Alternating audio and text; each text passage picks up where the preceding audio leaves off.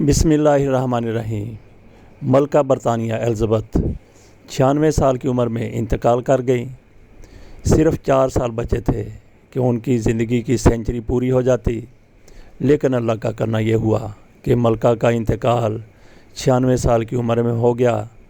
پہلے جب اس کی خبر دی گئی BBC سے تو اس کی تھوڑی دیر کے بعد تردید آ گئی کہ ملکہ برطانیہ کا انتقال نہیں ہوا، غلطی سے یہ خبر دے دی گئی تھی، لیکن اس کے بعد پھر ملکہ برطانیہ کا انتقال ہو گیا۔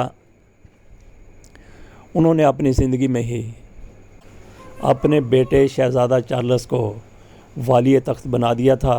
چند روز قبل ان کی طرف سے یہ باقاعدہ اعلان کیا گیا تھا کہ میرے بعد شہزادہ چارلس بادشاہ ہوں گے اور کمیلا پارکر ملکہ برطانیہ ہوں گی، ان کی اہلیہ۔ ملکہ برطانیہ صرف برطانیہ کی ملکہ نہیں تھیں، نیوزی لینڈ، آسٹریلیا، اس طرح کے کئی ممالک کی آج بھی وہ ملکہ تھیں۔